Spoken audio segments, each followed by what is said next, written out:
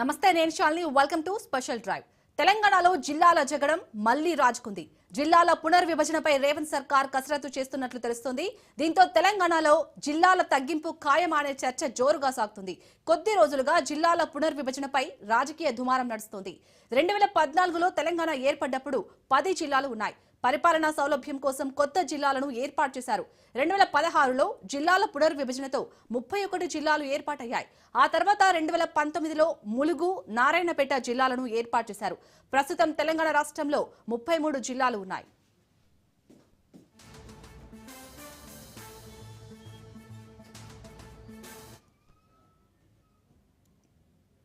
ఒక జిల్లాలో 3 నుంచి 4 లక్షల జనాభా, ఒక జిల్లాలో 1 కోటి జనాభా ఉంది. దీంతో జిల్లాల పునర్విభజన అసమగ్రంగా జరిగిందనే ఆరోపణలు కూడా ఉన్నాయి. దీంతో 33 జిల్లాలు ఉండాలా లేదా అనే అంశంపై ప్రభుత్వ పెద్దలు చర్చిస్తున్నట్లు తెలుస్తోంది.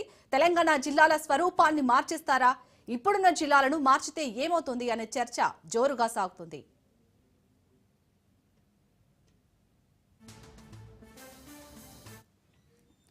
జిల్లాల పునర్వ్యవస్థీకరణ తర్వాత పరిపాలన చాలా సులభంగా మారింది. ఉదాహరణకు ఉమ్మడి మహబూబ్ నగర్ జిల్లాను 5 జిల్లాలుగా విభజించిన తర్వాత ఆయా జిల్లాలోని చిన్న చిన్న పట్టణాలు అన్ని రంగాల్లో అభివృద్ధిలోకి వస్తున్నాయి. అనేక మౌలిక సదుపాయాల ప్రాజెక్టుల నిర్మాణం జరిగి కొత్త పరిశ్రమల స్థాపనతో గణనీయమైన అభివృద్ధిని సాగిస్తున్నాయి.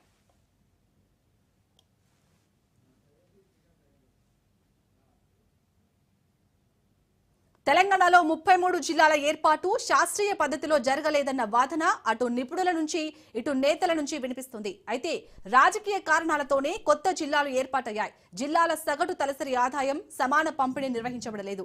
ఒకవేళ కాంగ్రెస్ సర్కార్ జిల్లాల సంఖ్య తగ్గింపు నిర్ణయం తీసుకుంటే గత పొరపాట్లు పునరావృతం కాకుండా అన్ని అంశాలను దృష్టిలో ఉంచుకొని నిర్ణయం తీసుకోవాలంటున్నారు ప్రజలు. ఇదే అంశానికి సంబంధించి పూర్తి డీటెయిల్ గా డిస్కషన్ చేస్తారు మా input editor Srikanth. Srikanth, over to you.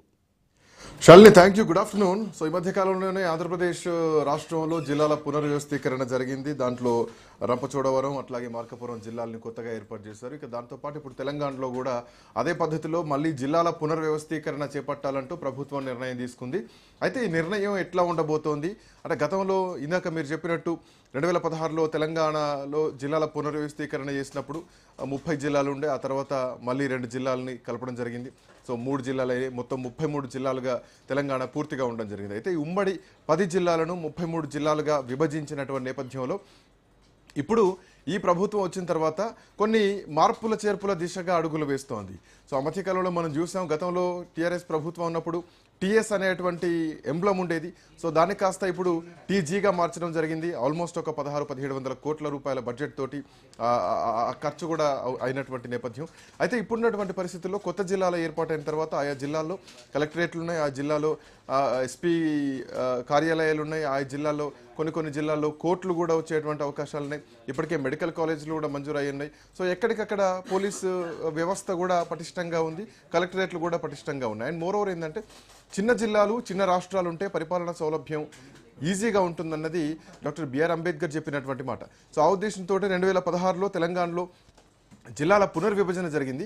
అయితే ఇప్పుడు మొన్న అసెంబ్లీలో రెవెన్యూ శాఖ మంత్రి పొంగులేటి శ్రీనివాసరెడ్డి చేసినటువంటి కామెంట్స్ ఏంటంటే, గతంలో బీఆర్ఎస్ పార్టీ అధికారంలో ఉన్నప్పుడు అశాస్త్రీయంగా జరిగింది. సో ఇప్పుడు కొంత శాస్త్రీయ పద్ధతిలో జిల్లాల పునర్వ్యవస్థీకరణ జరగాల్సినటువంటి అవసరం ఉంది. ఆంధ్రప్రదేశ్లో ఏ విధంగా అయితే జరుగుతోందో సో తెలంగాణలో కూడా ఆ విధంగా జరగాల్సినటువంటి అవసరం ఉందన్నటువంటి విషయాన్ని పొంగులేటి శ్రీనివాసరెడ్డి అసెంబ్లీ వేదికగా ఆయన చెప్పడం జరిగింది. సో గతంలో చేసినటువంటి విభజన శాస్త్రీయంగా లేదు, దీనివల్ల పరిపాలనలో చాలా ఇబ్బందులు ఎదురవుతున్నాయన్నది కూడా ఆయన చెప్పినటువంటి అంశం. సో వాస్తవానికి ఒకవేళ ఇప్పుడు ఈ 10 ఏళ్ల కాలంలో ఎలాంటి ఇబ్బందులు వచ్చాయంటే, కొన్ని జిల్లాల్లో నిజానికి జిల్లాలని వేరు చేయడం కూడా కొంతమంది ప్రజలకి ఇష్టం లేకుండే, బట్ ఆ తర్వాత అలవాటు పడిపోయారు. ఆ తర్వాత ఈవెన్ వరంగల్ లాంటి ప్రాంతాల్లో హన్మకొండ జిల్లా లేదంటే వరంగల్ని సపరేట్ జిల్లాగా చేయడం జరిగింది. అండ్ అదే ఉమ్మడి వరంగల్ జిల్లాలో జనగామ ఒకటైపోయింది, భూపాలపల్లి జిల్లా ఒకటైపోయింది, అటు ములుగు ఒక జిల్లాగా మారిపోయింది. సో ఇట్లా రకరకాల ఈక్వేషన్స్ తోటి జిల్లాలుగా మారడం జరిగింది. ఈవెన్ జనగామ జిల్లా కోసం ఒక పెద్ద ఉద్యమమే జరిగిందని చెప్పాలి, ప్రత్యేక జిల్లా కావాలని చెప్పేసి. సో ఇట్లా రకరకాల ఈక్వేషన్స్ జరిగినటువంటి పరిస్థితి. అయితే ఇప్పుడున్నటువంటి పరిస్థితుల్లో కొన్ని ప్రాంతాల్లో జిల్లాల పునర్వ్యవస్థీకరణ ఖచ్చితంగా జరగాలి. ఎందుకంటే ఆయా ప్రాంతాల్లో జిల్లాలో ఒక నియోజకవర్గం 2 జిల్లాల్లో ఉండేటువంటి పరిస్థితులు ఉన్నాయి. నియోజకవర్గాలు రెండు జిల్లాల్లో ఉండేసరికి అంటే ఒకే జిల్లా గొడుగు కిందకి వచ్చేటువంటి మండలాలన్నీ ఒక దగ్గర ఉంటే ఒక మండలమో లేదంటే ఇంకా కొన్ని గ్రామాల్లో ఇంకో జిల్లాలకు వరిపోయేటువంటి పరిస్థితి. ఇట్లా కొంత ఇబ్బందులు ఎదురవుతున్నాయి. కొత్త జిల్లాల ఏర్పాటు అప్పుడు బీఆర్ఎస్ పార్టీ ఇష్టానుసారంగా చేసిందన్నది ఈ ప్రభుత్వం చెప్తున్నటువంటి మాట. మరోవర్ అసెంబ్లీ నియోజకవర్గం మొత్తం కూడా ఒకే జిల్లాలో ఉంచాలి అన్నది ప్రభుత్వం చేస్తున్నటువంటి ఆలోచన. అయితే దీంట్లోనే భాగంగా కొన్ని జిల్లాలకు సంబంధించి కానీ ఇప్పటికే కొన్ని మాటలు వినిపిస్తున్నాయి. ఈవెన్ ఆ ఎమ్మెల్యేల దగ్గర నుంచి ఏది ఆలేరు కానీ నకరికల్ కానీ ఇవి రెండు కూడా ఇప్పటికే రెవెన్యూ డివిజన్ల కోసం ఎదురు చూస్తున్నారంటూ కూడా ఆయా తెరపైకి కొన్ని కొత్త మండలాన్ని కూడా తీసుకురావాలంటూ కూడా అసెంబ్లీ వేదికగా ఎమ్మెల్యేలు చెప్తున్నటువంటి పరిస్థితి. మోరోవర్ ఇప్పుడు అసెంబ్లీలో ఏకంగా పొంగులేటి శ్రీనివాసరెడ్డి చెప్పినటువంటి నేపథ్యంలో దీనిపైన ఇంకా చర్చ మొదలైంది. అయితే ఉన్న జిల్లాలని తగ్గిస్తారా, కొత్త జిల్లాలు ఏర్పాటు చేస్తారా, కొత్త రెవెన్యూ డివిజన్లు ఏర్పాటు చేస్తారా, ఎట్లా ఉండబోతోంది? ఇది రాజకీయంగా చేసేటువంటి పనా లేదంటే ఇది పరిపాలనా పరంగా చేస్తున్నటువంటి అంశమా అన్నది కూడా కొంత క్లారిటీ ఇంకా రావాల్సినటువంటి అవసరం ఉంది. సో ఇప్పటికే కొన్ని జిల్లాల్లో ఆశలు కూడా పెరిగిపోయినాయి. ఫర్ ఎగ్జాంపుల్ నల్లగొండ జిల్లా తీసుకుంటే కనుక నల్లగొండ జిల్లా విషయానికి వస్తే అక్కడ కొన్ని ఇబ్బందులు కూడా ఉన్నాయంటూ అక్కడ ఎమ్మెల్యేలు చెప్తున్నటువంటి మాట. ఈవెన్ ఫర్ ఎగ్జాంపుల్ తుంగతుర్తి చూసుకున్నా కానీ తుంగతుర్తి నియోజకవర్గం ఇటు నల్గొండ, అటు సూర్యాపేట, ఇటు యాదాద్రి జిల్లాల్లో 3 జిల్లాల్లో విస్తరించుంటా ఉంటుంది. ఈ నియోజకవర్గం మొత్తం కూడా ఒకే జిల్లా పరిధిలోకి తీసుకురావాలి అన్నది ప్రభుత్వం చేస్తున్నటువంటి ఆలోచన. అట్ సేమ్ టైం అటు మునుగోడు నియోజకవర్గం కూడా నల్లగొండ, యాదాద్రి జిల్లాలో ఉంటుంది. ఈవెన్ నకరికల్ నియోజకవర్గంలో రావణపేటతో పాటు అటు యాదాద్రి జిల్లాలోకి వెళ్తూ ఉంటుంది, ఈవెన్ నకరికల్ మండలం. సో అది కూడా ఇబ్బందులు ఎదురయ్యేటువంటి పరిస్థితి ఉంటా ఉంటుంది. ఇట్లా ఒకే నియోజకవర్గం కింద 2-3 జిల్లాలు ఉంటే ఆ నియోజకవర్గంలో అభివృద్ధి కానీ లేదంటే సంక్షేమ పథకాలకు కానీ ఇబ్బందులు అవుతూ ఉంటాయి, ఆ ఎమ్మెల్యేలకు కూడా ఇబ్బందులు అవుతూ ఉంటాయి, సో జిల్లా కలెక్టర్కి కూడా ఇబ్బందులు అవుతూ ఉంటాయి అన్నది ప్రధానంగా వస్తున్నటువంటి ఎలిగేషన్స్. అయితే గత ప్రభుత్వం అశాస్త్రీయంగా చేసిందా, ఈ ప్రభుత్వం దాన్ని ఎలా చేయబోతోంది, జిల్లాల సంఖ్య తగ్గబోతోందా? సో ఒక కన్ఫ్యూజన్ వాతావరణం ఉంది. మన కోటేశ్వరరావు గారు మనతో పాటు అందుబాటులో ఉన్నారు, ప్రముఖ రాజకీయ విశ్లేషకులు. కోటేశ్వరరావు గారు నమస్తే.